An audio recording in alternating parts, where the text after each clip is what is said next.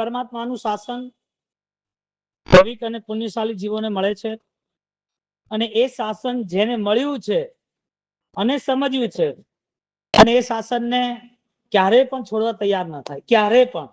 એક ભવ પૂરતું શાસન હોય જ નહીં. શાસન ભવોભવનું હોય છે. કારણ કે આપણી વિનંતી છે કે પ્રભુ આપના ચરણો વગર હું આ સંસારમાં ભટકી ગયો છું, હવે ભટકવું નથી, હવે અટકવું છે. ભવ ભવ તુમ ચરણોની સેવા. ઓલરેડી કુમારપા મહારાજા માટે આપણે ઘણી બધી વાતો સાંભળી. જ્ઞાની ભગવંત ઉપાધ્યાય ભગવંત યશો વિજયજી મહારાજા અમૃતવેલની સજાઈની અંદર સરસ મજાની વાત કરે છે. સુકૃત અનુમોદના કરવા વાળો જીવ એક કર્મને વિસરાલ હુએ કર્મ વિશલાલ રે, એના ઘણા બધા કર્મો સમાપ્ત થઈ જાય છે. કરીએ સુકૃત અનુમોદના જીમ હોય કર્મ વિસરાલ રે, આવો એક શબ્દ છે અમૃતવેલની સજાઈમાં.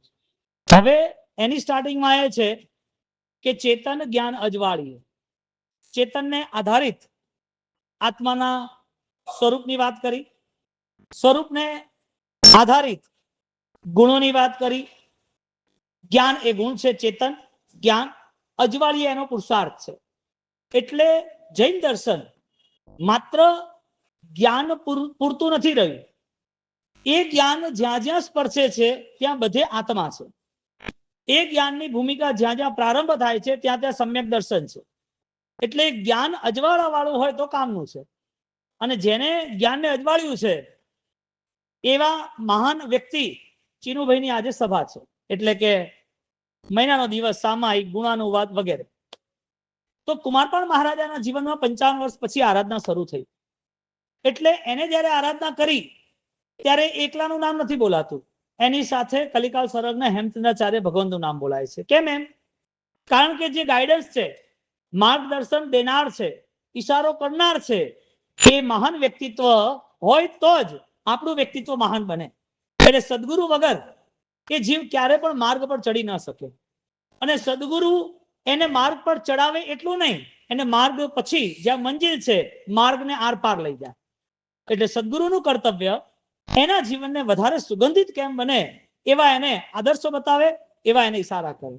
કુમારપાળ મહારાજા 55 વર્ષ સુધી જયારે એમની પાસે કઈ જ આરાધના નથી અને જ્યારે જ્યારે આરાધના વધવાનો એને અવસર આવવાનો હતો, આવ્યો નથી, ત્યારે કુમારપાળ મહારાજાના પૂરા જીવનને કલિકાલ સર્વજ્ઞ મહાજ્ઞાની એવા હેમચંદ્રાચાર્ય મહારાજે જોઈ લીધું. અને એ જોવા પછી માત્ર ઈશારો જ એના માટે ધર્મ હતો, વધારે જ્ઞાન એ નતું, ઈશારો એના માટે ધર્મ હતું. એટલે બે વાત છે, એક ચેતન જ્ઞાન અજવાળીએ જ્ઞાન એ ધર્મ છે, અને બીજી વાત એ છે જ્યાં જ્યાં જ્ઞાન છે ત્યાં ત્યાં અજવાળું છે. એટલે ધર્મને અજવાળા સાથે જોડી દીધો, ધર્મને પ્રકાશ સાથે જોડી દીધો, ધર્મને જ્યોતિ સાથે જોડી દીધો, ધર્મને સ્વભાવ અનુભવ અને ધર્મને અનંત નિર્જરા સાથે જોડી દીધો. એટલે સબ પાવ પણાસું આ શબ્દ વાપર્યો. અલ્પ પાપ નથી કીધા, અમુક પાપ નથી કીધા, સર્વ પાપ કીધા. કે સંપૂર્ણ પાપોનો ક્ષય થાય તે પંચ પરમેષ્ઠીના નિશ્રામાં થાય. અને પંચ પરમેષ્ઠીની નિશ્રા એ અજવાળા કરાવે કરાવે ને કરાવે જ. હવે જ્યાં કલિકાલ સર્વજ્ઞ હેમચંદ્રાચાર્ય ભગવંત એને ખાલી એક જ ઈશારો કરે છે કે તારે નક્કી કરવાનું છે કે મારા માટે ભવ તારણનું કારણ કોણ, ભવ દધીથી તારનાર મને કોણ. ત્યારે એ જ્યારે સોમનાથમાં એ જ્યારે બધા ભેગા થાય છે ત્યારે એને ઈશારો કરે છે, તું શું કરી છે તું નક્કી કર. એટલે જ્ઞાનનો ઈશારો કર્યો અને જ્ઞાન સમજવા વાળા એ ઈશારાથી પામી ગયા. કુમારપાળ મહારાજા 55 વર્ષે ધર્મ શરૂ કરે અને જિંદગીના 83-84 વર્ષ સુધી એટલે 30 વર્ષની આસપાસ એ આરાધના કરે. અને એ 30 વર્ષ સમગ્ર જૈન શાસનને યાદ રહી જાય. 21,000 વર્ષ સુધી એની વાતો જીવદયાની એ પરિસરના બોલાતી રહે. એ વ્યક્તિત્વ કેવું હશે અને એ વ્યક્તિત્વના નિર્માણ કરવા વાળા એ સદગુરુ કેવા હશે. અને એ સદગુરુ જૈન શાસન વગર મળે નહીં, જૈન દર્શન વગર આવા સદગુરુ મળે જ નહીં. જ્યાં એમની ઊંચાઈઓ આકાશને છૂતી હોય, આકાશને એની ઊંચાઈઓ અડતી હોય, શિખરો સર કરતા હોય અને વિનમ્રતામાં એમના જેવું વિશિષ્ટ કોઈ નહીં હોય. આ બાજુ વિશિષ્ટ માન સન્માન વિદ્યા શક્તિ જ્ઞાન બધું જ છે, અને આ બાજુ નમ્રતા એટલી વિશિષ્ટ કક્ષાની છે કે જેના કારણે આવા કુમારપાળ જેવા રાજા અંજાઈ જાય છે. 55 વર્ષે પ્રારંભ થાય અને એ પ્રારંભ થયા પછી જ્યારે દિવસે દિવસે જ્યારે આરાધના વધતી જાય તો એ વધવામાં ક્યારે પણ એમણે ફરજિયાતપણે આદેશ નથી કર્યો. એને સમજાવ્યું છે એટલે જ્ઞાન એને અજવાળું આપનાર બન્યું. અને જ્યારે એને અજવાળું મળ્યું તો એનો આનંદ અપરંપાર થઈ ગયો. અજવાળા બહારના ઠોકરથી મુક્ત કરે. અંધારામાં ક્યાંય દેશમાં આપણે ગામમાં લાઈટો જતી રહી હોય અને લાઈટો ગયા પછી અંધારામાં રાત્રે ચાલવા જાય, સીધું માથું ટકરાય. માથું જેવું એનું અથડાય એ પોતે થાંભલામાં ખ્યાલ ના આવે પડી જાય. કદાચ પગથિયું ના ધ્યાન આવે પડી જાય. અંધારામાં માણસ અટવાય, અજવાળામાં ના અટવાય. અજવાળું એના માટે ઉપકારી સાબિત થાય છે. પણ એ અજવાળું આવે ક્યાંથી? સદગુરુથી. એટલે અજવાળામાં એ પોતે આરાધક બની ગયો. જ્ઞાનમાં એના જીવનમાં પરિવર્તન આવી ગયું. જ્ઞાન દ્વારા જ્યાં જ્યાં જૈન શાસન છે ત્યાં ત્યાં મારો હિસ્સો હોવો જ જોઈએ, આવો એનો સંકલ્પ બની ગયો. એક શરૂઆત એને દેવગુરુ ધર્મની થઈ એટલે એ દેવગુરુ ધર્મની આરાધના દર્શન જ્ઞાન ચારિત્રની તાકાત વધારતો ગયો. દેવગુરુ ધર્મ વ્યવહારથી એમને સ્વીકારી લીધા કે આ મારા પરમાત્મા છે, હેમચંદ્રાચાર્ય મારા ગુરુ છે અને એ ગુરુ દ્વારા જે મને ધર્મ બતાવે છે એ મારે આરાધવાનો છે. આ ત્રણ વસ્તુમાં પોતાની આંતરિક શક્તિ વધતી ગઈ, જેનું નામ દર્શન જ્ઞાન ચારિત્રના ગુણો. એ શક્તિ વધતી ગઈ એટલે જ્યારે જ્યારે પણ એને લાગ્યું ત્યારે ત્યારે આરાધના કરવામાં આવી. અહીંયા મહત્વની પૂર્ણ વાત એ આવે છે કે સદગુરુ માથે હોય એટલે એના જીવનમાં સત્કાર્યનો ઈશારો ના હોય, સત્કાર્યની પૂર્ણાહુતિ હોય. સદગુરુ માથે હોય એટલે સત્કાર્ય કે ના કરે કે તું આ કરજે, આ કરે તો સારું છે તારા માટે, નહીં. એ તો એમ જ કે સાહેબ એવા આશીર્વાદ આપો ક્યાંય પણ કોઈ પણ જગ્યાએ મારી આરાધના અટકે જ નહીં. આ વાત ચીનુભાઈ માટે લાગે વળગે. આવું વ્યક્તિત્વ હમણાં પુણ્યશાળી મને વાત કરી. ચીનુભાઈને એકવાર ઓમકારસુરી આરાધના ભવન ત્યાં જયારે રોકાવાનું થયું પાલમાં, આજથી ને 5 વર્ષ પહેલા 36 દિવસ રોકાયા હતા. બધે પાલના વ્યાખ્યાનો થયા હતા, ઘણા બધા પરિચિત હશે.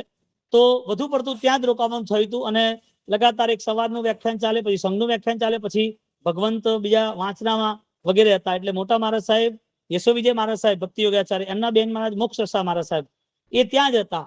એ બીજેમાં ચડીને આવે. મેં કીધું આપને ચડવાની જરૂર નથી, એમને 15-17 સાધ્વીજી ભગવાન હતા. એટલે સાહેબે જ પછી એમને કીધું કે ના તમારે જવાનું છે. મને સંકોચ થતો હતો કે એ પાછા ઉપર આવતા હતા, કારણ કે અમારા સંસારી બેન મહારાજ ને બધા સાથે હતા. એટલે છે ને થરાદ અને વાવ ક્યારે જુદું બોલાતું જ નથી. યશો વિજય મહારાજ સાહેબ, પૂજ્યપાદ ભક્તિ યોગાચાર્ય અને આચાર્ય ભગવત જૈન સુરી મહારાજ સાહેબ એ જયારે ભેગા થયા ત્યારે એક જ વાત કરી કે ક્યારે પણ થરાદ એકલું નહીં બોલાય ને, કારણ કે એના ઇતિહાસ બધા છુપાયેલા છે. ત્યાં અજીતનાથ ભગવાનનું પ્રતિમા અને પરિકર એ વાવ ને થરાદ ને કન્સલ્ટ છે, એને એક કરે છે. જે પૂર્વમાં જે સંબંધો થયા હતા, જે પૂર્વમાં એકબીજાના સ્નેહના સત્કારો હતા, એટલે થરાદ અને વાવ ક્યારે પણ જુદું બોલાતું નથી. પાલનપુર એકલું બોલાય, ડીસા એકલું બોલાય, મહેસાણા એકલું બોલાય, બીજું કઈ પણ એકલું બોલાય, પણ વાવ બોલવું હોય તો, થરાદ બોલવું હોય તો વાવ. શું કે વાવ? વાવ એટલે એક્સ્ટ્રાઓર્ડિનરી. અને ખરેખર આજે ચીનુભાઈની વાત કરવા જઈએ તો એમણે મને બધી વાત કરી. એ વાતમાં જૈન શાસન સમાયું એટલા માટે છે કે કલિકાલ સરોવરના હેમચંદ્રાચાર્ય ભગવાન, આ બાજુ કુમારપાળ મહારાજા, એમણે 14 વર્ષ સાધનિક ભક્તિ કરી. અને 14 વર્ષ સાધનિક ભક્તિ કરવાનું મૂળ કારણ ખાલી ઈશારો હતો.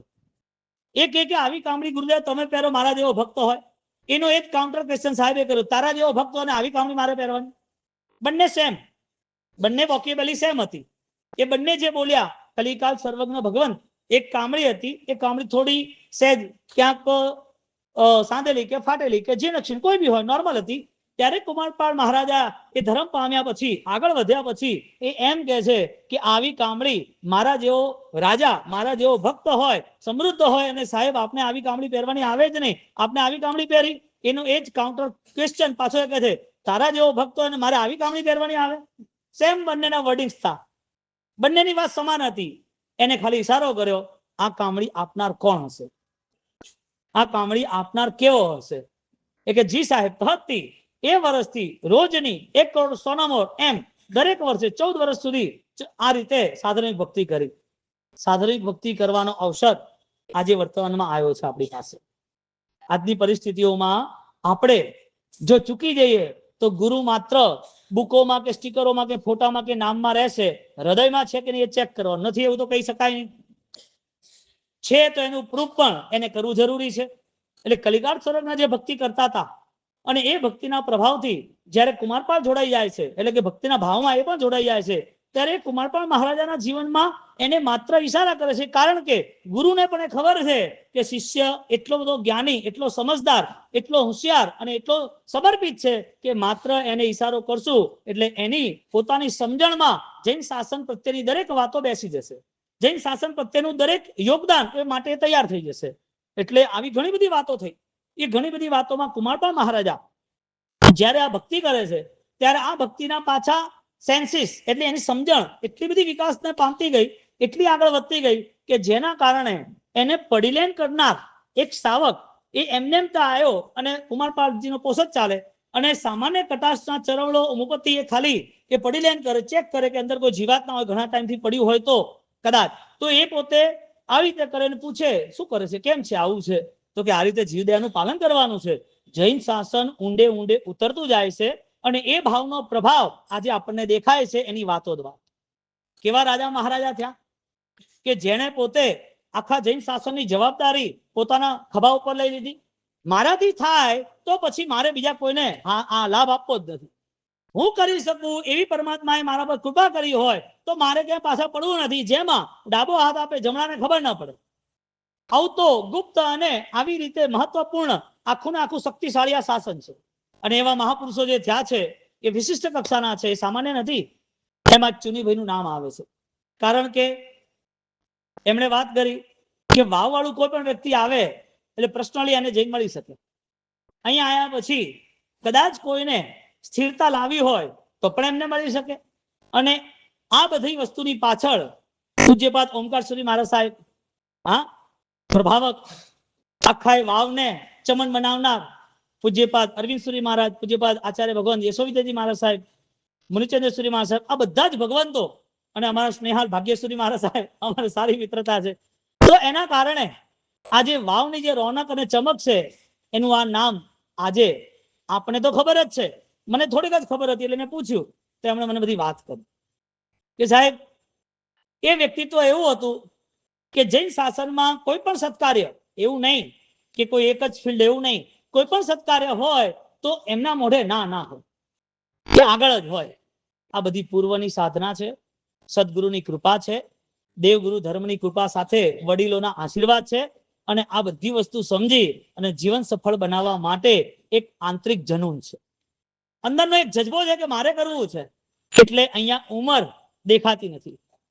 અહીંયા વ્યક્તિનું જે વ્યક્તિત્વ છે એ કોઈને બતાવવા માટે નથી, પણ અંદરની ધર્મ ભાવના એટલી અદ્ભુત છે કે કર્યા વગર રહેતો જ નથી. એટલે શાસ્ત્રમાં ધર્મ માટે એક વાક્ય આવે છે પરાર્થ વ્યસની.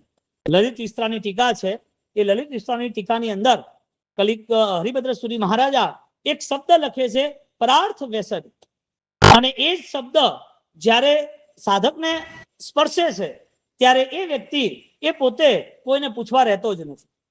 એક પાણીનો ફોર્સ હોય, જ્યાં લોકો પ્રોટેસ્ટ કરતા હોય, જ્યાં લોકો હડતાળ આંદોલન કરતા હોય, તો એ આંદોલન કરતા હોય તો પહેલા ધુમાડા ટીયર ગેસો નાખતા, કદાચ જાળીઓ નાખતા, કદાચ એને ટીયર ગેસથી ધુમાડા કરી અને દોડાવતા, ભગાવતા કે તમે છોડો, બધા અહીંથી દૂર થાવ. પછી પાણીનો ફોર્સ આવ્યો એટલે પાણીનો ફોર્સ હોય એટલે પેલા લોકો જો એને પાઇપમાંથી પાણી બહાર નીકળે એટલું ફોર્સ નીકળે છે, જ્યાં ઉભો ને સીધો ઉડીને 200 ફૂટ દૂર જતો. એ 200 ફૂટ દૂર જતો એને વાગે રિસલનું પાણીના ફોર્સથી. એટલે પાણી નોર્મલ પણ આવતું હોય પણ ફોર્સ આવે તો ઇફેક્ટ વાળું હોય, કારણ કે નોર્મલ પાણીની એટલી ઇફેક્ટ ના હોય. છતાં પણ નોર્મલ પાણી ટીપે ટીપે જ્યારે એક ટીપું પથ્થર પર પડે તો એ પથ્થર ઉપર ક્યાંક ને ક્યાંક એક નિશાન થઈ જાય છે. એ પાણીની અસરો છે, પથ્થર પર કઈ હતું નહીં. પણ જ્યારે તમે ઘણીવાર કુવામાં એના રસીઓના નિશાન જોયા હશે, દોરડા ખેંચાય નિશાન દેખાયા હશે. ક્યારેક ક્યારેક કોઈક જગ્યાએ પાણીની પરબો હોય ત્યાં પથ્થર નીચે એ પથ્થર ઉપર થોડા થોડા નાના નાના ખાડા દેખાયા હશે. વાત એ કરવી છે કે પાણીનો પ્રવાહ એ કંઈક ને કંઈક અસર કરે છે અને એ પાણીનો ફોર્સ જ્યારે હોય ત્યારે મજબૂત અસર કરે છે. એટલે જ્યારે આંતરિક બળ સદગુરુના આશીર્વાદ વાળું હોય, ધર્મના પ્રભાવ વાળું હોય, ત્યારે જૈન શાસન માટે એના જીવનમાં ફોર્સ આવે છે. ફોર્સ શું આવે છે? પરાર્થ વ્યસની જેને કહેવાય. ફોર્સ મારે કરવું જ છે, ગમે તે થાય, હું પાછો નહીં હટું. એના અંદરના મન ભાવના જેવી થતી રહે. અને એકલા એના માટે ના હોય, એના પરિવારમાં પણ આ ભાવના હોય. એના દીકરા દીકરીઓને આ ભાવના હોય, એને બેસ પેલું વંશજ વારસો હોય. કોઈ કહે ને કે નાના છોકરાને 8 વર્ષ વાળા સુગર થઈ ગયો, એ કે તારા વંશમાં હતું ને એટલે. 8 વર્ષ વાળા ચશ્મા આવી ગયા, એ કે હેરિટેજ વારસાગત છે કે. એમ દાન ધર્મ, જૈન શાસનની પ્રભાવના, સદગુરુના આશીર્વાદ, વારે વારે આરાધનામાં આગળ વધવું, આ બધું વારસાગત આવવું જોઈએ. અને આવે છે એનું કલ્યાણ થાય છે. કોના પ્રભાવે? માત્ર ને માત્ર સંસ્કારના પ્રભાવે, જે સદગુરુથી મળે છે. એટલે વાવમાં કોઈ આવ્યું હોય અને જ્યારે આવા કાર્યક્રમો માટે આવા મહાપુરુષ, આવા મહાન વ્યક્તિની વાત થાય, મહાપુરુષ જ કહેવાય મહાપુરુષની નિશ્રામાં હોય, એટલે આવા વ્યક્તિની જ્યારે વાત થાય ત્યારે આનંદની વાત છે. કાલે સાંજે અમારા અહીંયા સંસારી ભાઈ એટલે ભાઈ છે, એમણે મને પાછી બીજી એક વાત કરી. કાલે ત્યાં હતા રામવિહારમાં, ત્યારે વ્યાખ્યાન પત્યા બધી વાત કરી કે સાહેબ અહીંયા આપના નામની જાહેરાત થઈ અને કાલે અહીંયા સામાયિક રાખ્યા છે ચીનુભાઈના. મેં કીધું એમ, સારું કે. અત્યારે એમણે વાત કરી કે આજથી 10 વર્ષ પહેલા મગદલ્લામાં એક નિલેશભાઈ કચ્છી છે કોઈ, એ ત્યાં કતારગામ રહે છે, ત્યારે એમને મગદલ્લા દર્શન કરીને 3 જણ હતા, જવું હતું અને ચીનુભાઈ ત્યાં દર્શન કરતા હતા અને વાત થઈ કે અહીંથી જવું છે પણ કેવી રીતે જઈશું, પછી પાર્લેપણથી બસ પણ અહીંથી તો મળે નહીં. તો ચીનુભાઈ કે હું આગળ બેસું તો બધા પાછળ બેસી ગયા. નાનો માણસ પણ તમને પોતાને ચાહતો હોય તો સમજી લેવાનું તમારી અમીરી દ્રવ્ય ભાવ બે છે. નાનો પણ માણસ, સામાન્ય પણ માણસ, એ તમને ચાહતો હોય તો સમજી લેવાનું સદગુરુએ બરોબરના ઘડ્યા છે. બોલો, સદગુરુની ઘડામણ ક્યારે કાચી પડે? સદગુરુને ઘડામણ એટલે આશીર્વાદ, કૃપા, નિશ્રા, દર્શન, એ ક્યારે પણ કાચા પડે ના પડે. એનું કારણ શું? નાના માણસ પણ એને પોતાને આપણી પાસે આનંદ આવે, બેસી શકે, વાતચીત કરી શકે. આવી સરળતા એ જૈન શાસનમાં સિરમોર છે, સર્વશ્રેષ્ઠ છે. આવી સરળતા આવી એનો મતલબ મનના પરિણામને શાંત કરવા. એટલે જ્યારે અમૃતવેલની સજાયમાં વાત કરવામાં આવે, ચેતન જ્ઞાન અજવાળીએ, એ સ્ટાર્ટિંગ છે અને એની અંદર એક બીજી લાઈન આવે, સુકૃત અનુમોદના કીજીએ જીમ હોય કર્મ વિસરાલ. કોકની સારી વાત કરવી એનો મતલબ 1000 કિલોના અહંકારને ઓગાળવો. કોઈના માટે સારી વાત કરનાર વ્યક્તિ એ પોતાના અંદર રહેલા હજારો વર્ષોના, હજારો કિલોના અહંકારને ઓગાળ્યા વગર રહે જ નહીં. એ ઓગાળે તો જ કામ થાય. એટલે સુકૃત અનુમોદના, એને એક હિસ્સો બતાવ્યો અપૂર્વ શુદ્ધિનો, એને હિસ્સો બતાવ્યો તમારા મનના પરિણામમાં પરિવર્તનનો. સુકૃત અનુમોદનાનો હિસ્સો બતાવ્યો કે તમે નમ્ર બની શકો છો, જે નમો હરિહંતાણનો ઉપાસક હોય. કારણ કે જે સારા કાર્ય છે એ આ પૃથ્વીનો શણગાર છે, જે સત્કાર્ય છે એ આ સદગુરુના ઉપકાર છે. જે પોતે સજ્જન બનવા જાય છે, ભલાઈ કરે છે, બીજા રાજી રહે એમાં જે તૈયાર થાય છે, સમજી રાખવાનું કે એના જીવનમાં ક્યાંક ને ક્યાંક કોઈક આશીર્વાદ એનું બળ છે, આશીર્વાદ ક્યાંક પૂરક છે. એના જીવનની અંદર એના પ્રિન્સિપાલ્સ, એની નીવ, એના મૂળિયામાં ક્યાંક ને ક્યાંક એના પૂર્વજોના, એના પરભવના ક્યાંક એવા આશીર્વાદો આવે છે. હવે આ બધી વસ્તુનું આફ્ટર ઓલ એક જ વ્યવહાર બને છે કે મારા જીવનમાં સત્કાર્ય થવા જોઈએ. મારા જીવનમાં નથી થતા તો એનું કારણ છે જે સત્કાર્ય કરે છે મન દેખાતા નથી. જે સત્કાર્ય કરે છે દેખાય છે તો મારાથી અનુમોદના થતી નથી. જે સત્કાર્ય કરે છે અને અનુમોદના બોલવા માટે ખાલી 2-4 માણસો સાવ લાગે એના માટે કરું છું તો મારા હૈયે ભાવ નથી. એનો મતલબ મન, વચન, કાયા એ બધું ફેલ છે, ડુપ્લિકેટ છે. હવે આવી પરિસ્થિતિમાં જ્યારે એક વ્યક્તિ એ સત્કાર્યની બરોબરની તાકાત લઈને બેઠો હોય, સત્કાર્યનું જનૂન લઈને બેઠો હોય, સત્કાર્ય માટે પરાર્થ વ્યસની કરવું જ છે, આવી ભાવનાથી ચાલતો હોય, એ વ્યક્તિના દર્શન થવા, એ વ્યક્તિને મળવું એ પણ સૌભાગ્યની વાત છે. હવે પૂજ્યપાદ યશો વિજયજી મહારાજ સાહેબ ભક્તિ યોગાચાર્ય, એ ભગવાનના એ જીવને એવા કેવા આશીર્વાદ હશે. હા સાહેબ તો ભક્તિ યોગાચાર્ય, અદ્ભુત સરળતા, અદ્ભુત ભદ્રિકતા, ચિત્તરંજન, કયા માણસ પાલનજી વાળા, ચિત્ત પ્રસન્ન મહારાજ સાહેબ દેવલોક થઈ ગયા. અમે ત્યાં બી મળ્યા હતા. દેવલોક અહીંયા છે આપણે પાલના ઓંકાર છે. એ એમના સંસારીપણે એટલે એમના લગ્ન થઈ ગયા હતા, પછી દીક્ષા લીધી. એ ત્યાં બાગરા મોહનલાલજીના પરિવારમાં એ જે દીકરી હતી, જે છોકરીની દીક્ષા થઈ તો એના કારણે સંઘ નીકળવાનો હતો. આ જો મહાપુરુષ એમને નથી મળતા, મહાન વ્યક્તિત્વના દર્શન એમને નથી થતા. એ જયારે સંઘ કાઢવાનો હતો પાલિતાણા ગિરનારજીનો, અને એ મહાતીર્થોની સંઘ યાત્રામાં ખાલી અમને વાત કરી કે સાહેબ 3 થોયના છીએ અને દીકરી અહીંયા લગ્ન થયા હતા પછી દીક્ષા થઈ છે, અમારે સંઘ કાઢવાનો છે. અને સંઘમાં જે બાગરા ગામ ને ત્રિસ્તુતિક જૈન સંઘ દાદા ગુરુદેવ રાયશ્રી મહારાજને માનવાળો વર્ગ છે, તો આપની એક રજા લેવી છે કે ગુરુ મહારાજનો એક ફોટો સંઘમાં હોય તો આમ સારું રહેશે, બધાને આનંદ રહેશે. આપની શું ઈચ્છા છે? હું વંદન કરીશ અને પછી જ વ્યાખ્યાન શરૂ કરીશ. પૂજ્યપાદ શું કે ભક્તિ યોગ એમને એમ થોડી ભગવાન છે. તમે વાવ છે ને વાવ એ ભાગ્યશાળી છે. વાવ થરાદ ભાગ્યશાળી છે. એને સદગુરુનો યોગ મળ્યો છે. કારણ કે સાહેબની જે નિશ્રા મળે છે, એટલે એ સાહેબની નિશ્રામાં તમારામાં મૈત્રી ભાવ, કરુણા ભાવ સહજ આવવા માંડે, સરળતાથી આવવા માંડે. 1 મિનિટ થઈ છે ખાલી. મને હું ત્યાં હતો ને તો લાસ્ટ ટાઈમ મને યાદ આવ્યું કે અહીંયા મારે આજુબાજુ જવું છે. હા, મેન તો સાધન ભક્તિની વાત કરવા જ જવું છે અને એના માટે કંઈ રોકાવાનું હતું. એટલે મેં કીધું અહીંયા કેવું હશે, કેમ હશે, વિચારધારા હતી કે અહીંયા અનુકૂળતા રહે તો આજુબાજુ જવા સેન્ટર છે ને, પેલું થોડું કોર્નર પડે એટલા માટે. તો હજી 2 મિનિટ તો અમને વાત કરી પુણ્યશાળી. આપનું નામ શું છે? પ્રવીણભાઈએ વાત કરી. મેં કીધું ઈચ્છા તો છે પણ આપ એકવાર ભગવાન કોણ છે જોઈ લો. એટલે બીજી વાર આ પુણ્યશાળી આયા. હા પ્રવીણભાઈ એ આયા. એ સાહેબ તમારે અહીંયા જ રોકવાનું છે, ત્યાં જવાનું જ નથી. આ બધું છે ને કોમ્યુનિકેશન ટેલિપથી કહેવાય, જે પાસથી ચાલે છે. લાસ્ટ ટાઈમે આવું જ થયું. 36 દિવસ ત્યાં ઓંકાર સુધી આરાધનામાં રોકાયા ને, તો ત્યાં સેવંતીભાઈ વારૈયા ને બધા કે સાહેબ અમે સાથે ભેગા મોટા થયા. અહીંયા બધા બેઠા, કીર્તન ને સંજય ને ખાનપુરની અંદર સાથે ભણ્યા હતા. તો એમણે કીધું સાહેબ અહીંથી જવું જ નથી, આપણે તમે જ્યાં જવું હોય ત્યાં જાઓ, પણ અહીંયા લાવ આપવા. છેલ્લે 2-3 વખત આવું થયું, પણ બહુ આનંદ આવ્યો. એટલે જ્યારે ગુરુના આશીર્વાદ મળે છે ત્યારે આખો વ્યવહાર બદલાઈ જાય છે. એટલે એ છલક પણ હમણાં દેખાય. ન તો કહે છે સાહેબ અમે જોઈશું, બીજા કોઈ ભગવાન તો આવે છે ત્યારે આપણે વિચાર કરશું. એટલે કે આવે છે. મેં કીધું મને કોઈ ફરક જ નથી, અમે તો સાથે જ રહેવા માંગીએ છીએ, સાથે જ રહેવા માંગીએ. આમાં સાહેબ પૂજ્યપાદ યશો વિજયજી મહારાજ સાહેબ, એમનું જે વ્યક્તિત્વ છે એ બહુ વિશિષ્ટ કક્ષાનું છે. એટલે મને અંદર ઊંડે ઊંડે એમ લાગે કે આપણી ભક્તિ અદભુત છે, પણ તમે 10%માં આવો તો 20%માં જજો.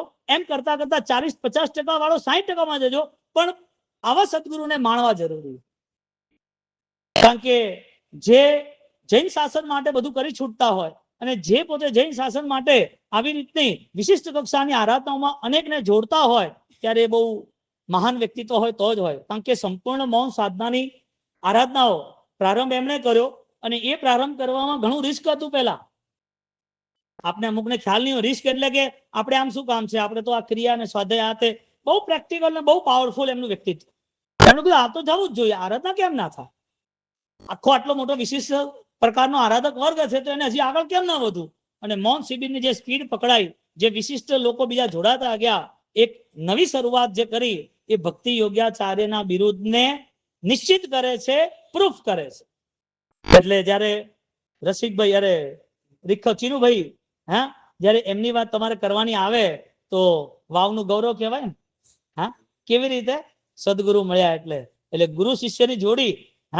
વાવ એટલે યશોવિજય મહારાજ. સાવકની વાત કરો તો ચીનુભાઈ, બીજા ઘણા બધા હશે, પણ આજે એમનો આ સામાયિકનો દિવસ છે એટલે એમની આ 2 વાતો જરૂરી છે. એટલે મને કે હું 5 મિનિટ બોલી લઈશ. હું 5 મિનિટ બોલી લઈશ. 5 મિનિટ તો ઓછી પડે ભાઈ બોલવામાં. 5 મિનિટ તો ક્યાં બોલાય? જ્યારે કલિકાર શરદના ભગવાન જ્યારે આ આરાધનામાં આગળ વધે છે, તો છેલ્લે સમય સુધી એમની આરાધના ચાલે છે. અને એ છેલ્લે સમય સુધી આરાધના ચાલે ત્યારે આજે એ જીવ યાદ આવે છે. અને એનું પ્રૂફ પ્રભુ મહાવીરને સૈનિક મહારાજા પૂછે છે કે પ્રભુ આ જે સમય છે આપના પછીનો, એમાં સૌથી વધારે સાવક તરીકે, આરાધક તરીકે વિશિષ્ટ નામ કોનું હશે? ત્યારે કેવલજ્ઞાની પ્રભુ કહે છે કે કુમારપાળ જેવો એક વ્યક્તિ થશે અને એના દ્વારા અપૂર્વ આરાધના સાધના જૈન શાસનની શોભા વધવાની છે. જૈન શાસનની જાવજલાલી વધારે. કેવલજ્ઞાની કુમારપાળને જોવે છે. એ કુમારપાળ 55 વર્ષ સુધી એની પાસે કઈ નથી. જૈન શાસન કહે છે કે તારી પાસે કઈ હોય કે ન હોય, શરૂ કરવાની તૈયારી ખરી? આજે કશું જ નથી, ગમતો જ નથી ધર્મ, મન જ નથી લાગતું, ઈચ્છા જ નથી થતી, કરવા જઈએ તો રિએક્શન આવે. કઈ વાંધો નહીં, જૈન શાસન તો મળ્યું છે ને, કુળમાં જન્મ તો મળ્યો છે ને, ક્યારેક ને ક્યારેક કોકની ઉપધાનની માળા તીર્થે તો જશો ને, ક્યારેક કોક અનુષ્ઠાનના દર્શન તો થશે ને, ક્યારેક કોક ઘરે ભગવંત આવશે અને વરાવાનો લાભ તો મળશે ને. તારો જન્મ જૈન કુળમાં થયો છે, ધન્યસ્મી કૃતપુણ્યસ્મી લભેત જૈન શાસન. વસ્તુપાલ તેજપાલના વાક્યો છે કે મને જૈન ધર્મ મળ્યો એ જ મારા માટે ઘણું છે. અને જેને જૈન ધર્મ, જૈન કુળ મળ્યું એ જ મારા માટે ઘણું છે. જેને જૈન કુળ મળ્યું હોય અને પછી જૈન કુળના અનેક પ્રિન્સિપલ સિદ્ધાંતો જ્યારે એને આદરવામાં આનંદ આવતો હોય, ત્યારે એ વ્યક્તિ તો અમર બને કે ના બને? બને ને. એટલે જ્યારે ગુરુદેવ બલવાન હોય, પ્રભુ બલવાન હોય, શાસન બનવાન હોય, તો સાવક કમજોર હોય? દેવ ગુરુ ધર્મ બલવાન હોય અને એને જે આરાધે કમજોર હોય ક્યારે? જો આપણે આજે બલવાન હઈએ તો બલવાન છીએ એનું પ્રૂફ એક જ છે કે કમજોરને સહારો, જે નબળા છે એને સહારો આપો. એનો મતલબ શું થયો? નબળા હોય ને ક્યારે સહારો ના આવે. બે વસ્તુ છે, મજબૂત છે બળવાન છે એ સહારો આપે, અને જે પોતે નબળા છે એ ક્યારે સહારો સહાયતા સત્કાર્ય ન કરે. આજનો સમય આપણો સત્કાર્યનો છે. આજે આપણે થોડા ખર્ચાને આઘા પાછા કરી ઓછા કરીને કોઈ એવી સારી વ્યવસ્થા કરી, પહેલા આપણા જૈન શાસનને આપણે ક્યાંક ને ક્યાંક યોગદાનની આજે જરૂર છે. આજનો સમય વધારે મંદીનો ચાલી રહ્યો છે, આપને ખબર છે. પહાડ ઉચકવામાં એક જણ પણ ઉચકી શકે ન ઉચકી શકે નહીં, બહુ બલવાન હોય તો, પણ ઘણા બધા હોય તો સરળતાથી ઉચવાય. એમ આજના સમયે સાધારણ ભક્તિ તરીકે આપણે બે કામ કરવા જરૂરી છે. એક તો વધારે અરિયંતનું શરણ લેવું જરૂરી છે. ઓમ રીમ શ્રીમ અરહમ નમઃ અરિયંત પરમાત્માનો જાપ બહુ અદ્ભુત છે, બહુ પ્રભાવક છે. આવા મૂળ મંત્ર બીજ મંત્રની આરાધના સાથે આગળ વધે તો એના જીવનમાં અંતરાય તો તૂટે જ, પણ એના જીવનમાં એને પોતાને શાંત ચિત્તે કોઈક ને કોઈક રસ્તા મળે. એને રસ્તો એવો મળે કે એનો કોઈ હાથ પકડનાર મળે, એનું પોતાનું ભાગ્ય બલવાન બને, એટલે એની સ્થિરતા પણ આવે. તો પ્રભુ નામની ઔષધિ ખરા ભાવથી ખાય, રોગ શોગ આવે નહીં, સંકટ સવી મિટ જાય. આવી આ પ્રભુની આરાધનામાં અરહમની આરાધના એ વિશિષ્ટ કક્ષાની થાય જરૂરી છે. અને એ અરહમની આરાધના સાથે સાથે આપણા ગામમાં, આપણા પરિવારમાં, આપણી આજુબાજુમાં, આપણા શાસનમાં ક્યાંય પણ કોઈ પણ વ્યક્તિ એ પોતે આપઘાતનું વિચારે તો આપણા ધર્મને કલંક છે. તમે કઈ આપો હું એ નથી કહેતો, પણ તમારી ક્ષમતા હોય બલની, તમે ક્યાંક કોઈક જગ્યાએ કોઈને સ્થિર કરી શકતા હો. કારણ કે જૈન દર્શનમાં સમ્યક દર્શનનો ગુણ મહાન છે, તેનાથી પણ અતિ મહાન ગુણ ઉવો થિરીકરણે વત્સલ પ્રભાવણે અર્થ. સ્થિરતા લાવવી, સ્થિરતા આપવી એ મહાન ગુણ છે. એટલે જેમ જેમ આપણે કોઈને સ્થિરતા આપીએ, કોઈને આપણે સહાયતા કરીએ અને મનને શાંત કરીએ, આપણી ભાષામાં દુઆનું કામ, આશીષનું કામ, કોઈની આંતરડી ઠારવાનું કામ, કોઈના આંસુ લૂછવાનું કામ, કોઈ શાંતિથી સૂઈ શકે અને એમાં તમારો હિસ્સો હોય તો તમારા પરિવારને ક્યારે કોઈ ઊંઘ નહીં ઉડાડે તમારા પરિવારને. કારણ કે એ સીધું જ તમારી સાથે કન્સલ્ટ થાય છે એઝ અ રિપ્લાય. તમે જે આપ્યું છે તમને મળવાનું છે. તમે કોઈના આંસુ લૂછ્યા છે, તમારા પરિવારમાં આંસુ જ ના હોય.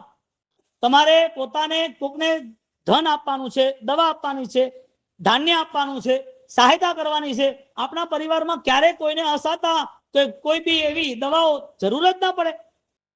કારણ કે જે સાતા આપે બીજાને આપી છે, એ સાતાએ નક્કી કર્યું છે કે આને સાતા આપવા વાળો જ રાખવાનો.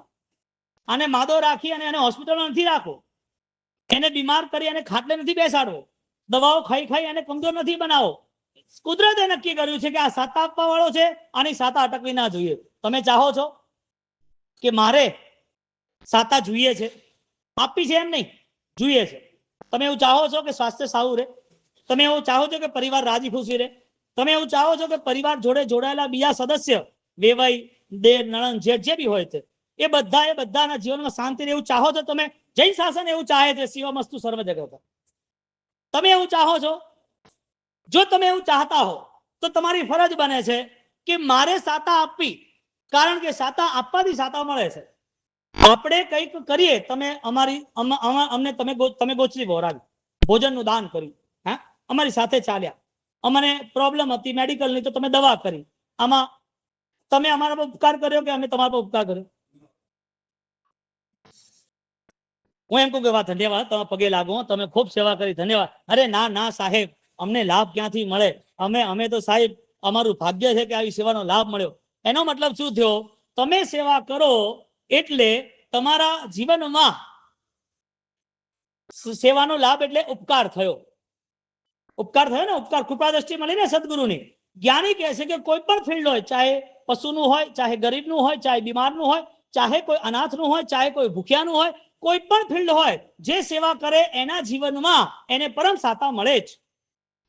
એટલે તમે કોઈને પૈસા આપો તો એ માણસ ને પૈસા આપવા દ્વારા તમને લાભ કે એને લાભ? તમે દવા આલો તો તમને લાભ કે એને લાભ? આપણે શું માનીએ? મેં કર્યું છે. આ વાત જ ના હોય, આ વાત જ ના હોય.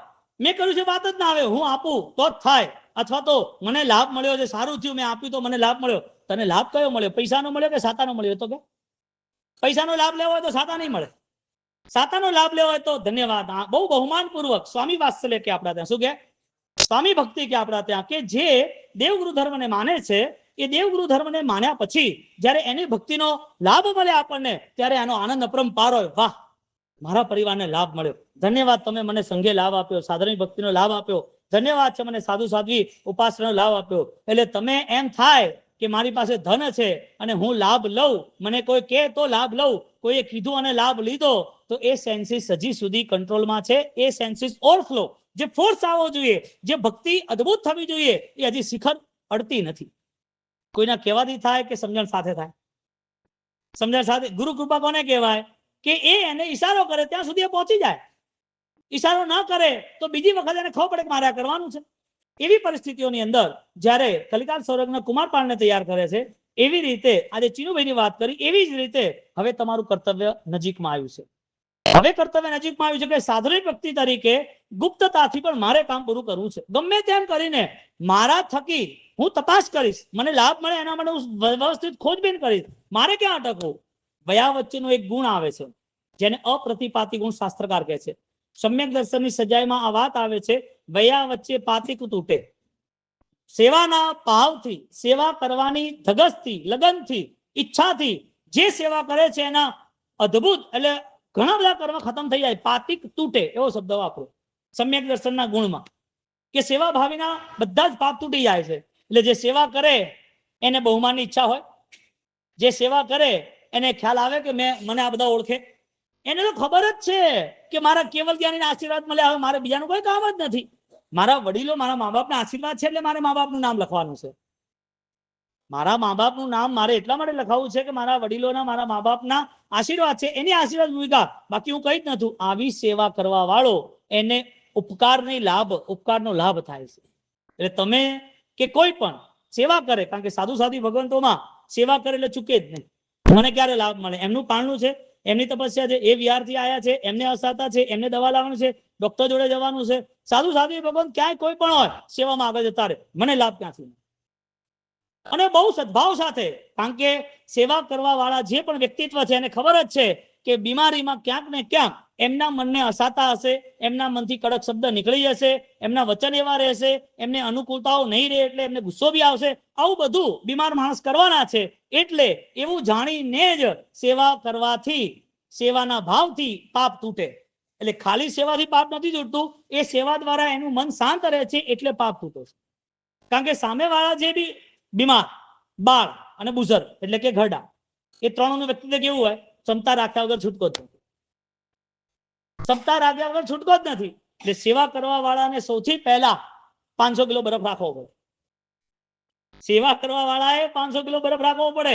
આ સંઘની સેવા છે, સંઘના જે બી અધ્યક્ષ ટ્રસ્ટી હોય, 50 પ્રશ્નો આવે, બધાને સમજાવવું પડે. ઘર તો છે નહીં, દુકાન તો છે નહીં, સંઘને લઈને ચાલુ છે ને ભાઈ. હા, ચીનુભાઈ સંઘને લઈને ચાલ્યા ને આટલા વર્ષો સુધી, ત્યારે આટલી સુવાસ છે ને, બધાનો સ્નેહ. હા, કઈ નહીં, આપણે જોઈશું, વિચારશું, કરીએ છીએ, તરત એપ્લાય કરે. પાછું એવું નહીં કે મહિના સુધી બધું વિચાર્યા કરે, ચાલ્યા કરે. આવા કોઈ બોધા માણસો શાસનની સેવા ના કરી શકે. આવા કોઈ નબળા દુબળા કમજોર માણસો શાસનની સેવા ના કરી કરે. એને ખબર પડી કે શાસનનું અંગ છે, કરવું જરૂરી છે, બધા કામ મૂકી ફર્સ્ટ એક્શન, પહેલું કામ એ ઉપાડે અને કરે જ. આવી રીતે વયા વચ્ચે પાતિક તૂટે. સેવા કરવા વાળાના કર્મ તૂટે છે. અને સેવા કરવા વાળાને ખબર છે કે મારે બધું સાચવવાનું છે, બધું શાંતિથી કરવાનું છે, બધું સેવાથી કરવાનું છે. અને એ જ્યારે સેવા કરે અને સેવા કરનાર વ્યક્તિ ક્ષમતા રાખે, એટલે સામેવાળા જે બીમાર છે, જે બાળપણ છે, જે કમજોર એટલે બુઢાપો, બુઝુર્ગ, જે વડીલ છે, ઘડપણ છે, એ એને ખબર છે, એમને પણ એ ભાવ થાય કે મારાથી કેમ આવું થાય છે. સામેવાળાની ક્ષમતા એ અહીંયા સ્પર્શે એટલે એમનું મન પણ શાંત થઈ જાય. આવી ભાવનાઓ સાથે આપણે સત્કાર્યમાં આગળ વધવાનું છે. એટલે સેવા કરવાથી આપણને લાભ કે સામેવાળાને લાભ? એટલે સેવાનો નંબર પહેલો આવે કે ના આવે? હા, અજયનુમાં તો ત્યાં સુધી કહે છે, વૈષ્ણવ ભજન તો તેને રે કહીએ, પીર પડાઈ જાણે રે. કયો શબ્દ વાપર્યો? પીડ પરાઈ. જે પીડા બીજાની જાણે છે અને એ પીડામાં જે સહાયતા કરે છે એને વૈષ્ણવ ભજન, ભજન એટલે ભજન, એને ભજન ભક્તિ કહેવામાં. વૈષ્ણવ એટલે વિષ્ણુ ભગવાન એમ. એટલે ભગવાનની ભક્તિનો અધિકારી કોણ બને છે? જે બીજાના પીડામાં ભાગીદાર બને છે. હવે બીજાની પીડા દેખવાની દ્રષ્ટિ હોય તો થાય ને. એટલે જૈન શાસન એનાથી આગળ જાય છે કે બીજાની પીડામાં તું નાનામાં નાના પાણીના જીવ, વનસ્પતિના જીવ, વાયુના જીવ, એનું પણ તું ધ્યાન રાખજે. ખાલી પંચેન્દ્રિય જીવ છે એવું નહીં, બધું ધ્યાન રાખજે. જૈન શાસન એનાથી આગળ વાત કરે છે કે મારા થકી નાનામાં નાના જીવની પણ વિરાધના ન થાય. બોલો, જૈન શાસન આટલું હાઈટ ઉપર જતું હોય, આટલી ઊંચાઈ પર જતું હોય, તો સેવાનો ધર્મ આજે જૈન શાસનની જરૂરિયાતનો ધર્મ બન્યો છે. એટલે કે જૈન શાસનમાં આવતો સૌથી વધારે જરૂરિયાત આજે કોઈ પણ વ્યક્તિ કમજોર હોય, એટલે કે તકલીફ હોય, તો એને સહાયતાનો ધર્મ છે. એટલે વ્યક્તિગત રૂપે તમે આ પુણ્યશાળી, જો ખરેખર દેવગુરુ ધર્મની કૃપા હોય, આપનું ભાગ્ય ચમકતું હોય, જાગતું હોય, દોડતું હોય, આપણે ઇઝીલી બધું સેટ થઈ જતું હોય, અને આપણા ઘરે પણ કોઈ ઇસ્યુ આવતો ના હોય ફાઇનાન્શિયલ, તો આપે સૌથી પહેલા લીડરશિપ લેવાની છે કે જ્યાં જ્યાં જે તકલીફ વાળા છે એની મને સેવાનો લાભ મળે. ક્યારે કોઈ ખૂટતું જ નથી આપવા વાળાને. આ નિયમ સદાકાળનો છે. સદાકાળનો આ નિયમ છે. આપવા વાળાને ક્યારે ખૂટતું જ નથી, ચાહે પૈસા હોય, ચાહે સેવા હોય, ચાહે અનાજ હોય, ચાહે સદભાવના હોય, ચાહે વાણી હોય. આપવા વાળાને ખૂટે કાંઈ? સૌથી પહેલા સાહેબનું ઓપરેશન થઈ અને એ બોમ્બે પધાર્યા હતા. અને બોમ્બે જ્યારે અમે ત્યાં ગયા, ગોલેટેંગ સાતા પૂછવા દર્શન કરવા, ઘણો ટાઈમ થઈ ગયો, ત્યારે સાહેબને કીધું, સાહેબ કે કઈ વાત, સારું છે, મારે આરામ કરવાનું છે. ત્યારે અમારી શિબિર ત્યાં સાપુરની અંદર 1200-1500 લોકોની હતી, 3 દિવસની. સાહેબ ત્યાં પધાર્યા આરામ કરવા.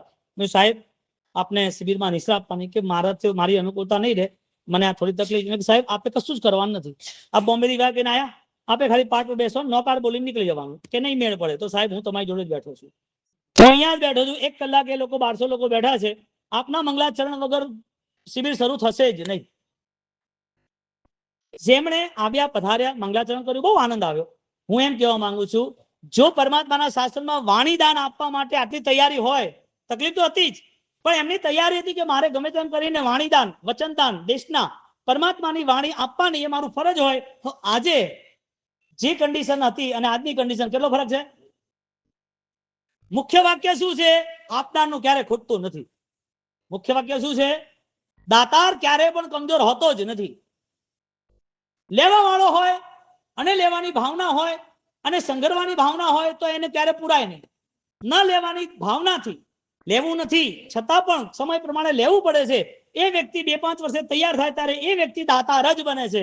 મારી કઠિન પરિસ્થિતિમાં આ મને મળ્યા હતા, હવે મારે ગમે તેમ કરી અને મારે મારું ઋણ ઉદા કરવું છે. મારા સંઘે, મારા ગામે, મારા પરિવારે મને સાથ આપ્યો છે, હું પણ સાથ આપીશ. એટલે તમે જે કંઈ આપો છો, જે કોઈ લે છે અને બીજી વાર આપે છે, એ બધું જ મગ્ગ દયાણમ, શરણ દયાણમ, બોહી દયાણમ, ધમ્મ દયાણમ, બધું જ પરમાત્મા સાથે જોડાય છે. બોલો, 2600 વર્ષ પહેલાના ભગવાન આપણને ખબર નથી, આપણે જોયા નથી, સાંભળવામાં આપણને કેવલ જ્ઞાન ને એમનું સ્વરૂપ ને એમના પોતાના શરીર લક્ષણ પ્રમાણ શાસ્ત્ર એ આપણને ખ્યાલ છે. પણ પરમાત્માનો જ્યારે અનુભવ કરવો હોય, પરમ તત્વનો જ્યારે અનુભવ કરવો હોય, તો એ અનુભવ છે દાતારનો. એ આનંદ અપરંપાર છે. એટલે આપણા જીવનની અંદર આપણે દાતાર બનવું જરૂરી છે. વર્તમાનની પરિસ્થિતિની અંદર થોડા ઓછા વધતા પણ સેટઅપ જમાવી, ખર્ચા કમ કરી, ઓછા કરી અને એક નિયમ કરીએ કે 12 મહિના માટે મારે સહાયતા કરવી છે. અને એમાં પણ વેસુમાં રહેવા વાળો વ્યક્તિ, મને લાગે ત્યાં સુધી 5 લાખ તો આરામથી એ પોતે ડોનેશન કરી જ શકે. 2500 જેટલા ઘર છે, આખો સુરત આરામથી સચવાઈ જાય. અને સમષ્ટિગત સુરતની અંદર ક્યાંય કોઈ પણ ઇસ્યુ હોય તો સરસ માળખું તૈયાર થાય. અને એ માળખાની અંદર એક એવું આયોજન થાય કે જેના કારણે ઓલરેડી વર્તમાનના કપરા સમયને આપણે આનંદપૂર્વક પસાર કરી. કારણ કે આર્ત ધ્યાન બી કર્મબંધનનું કારણ છે. મનની અશાંત સ્થિતિ, મનનો તણાવ એ પણ કર્મબંધનું કારણ છે. હવે આપણે જ્યારે એને આપીએ છીએ દાન, ત્યારે એ દાન સીધું પ્રભુ મહાવીરના દાન જોડે જોડાય છે, જે દેવ દૃશ્ય આપ્યું હતું એ રીતે. આવી રીતે આગળ વધવાનો ભાવ રાખજો. અને આ મહાદાનની વ્યાખ્યામાં આપણે ચીનુભાઈનું આ સ્મરણ કરી અને ખૂબ ભાવના ગૌરવ તરીકે બહુ શ્રેષ્ઠ વસ્તુ સાબિત થાય છે. મિત્રાજ્ઞાન ગમે.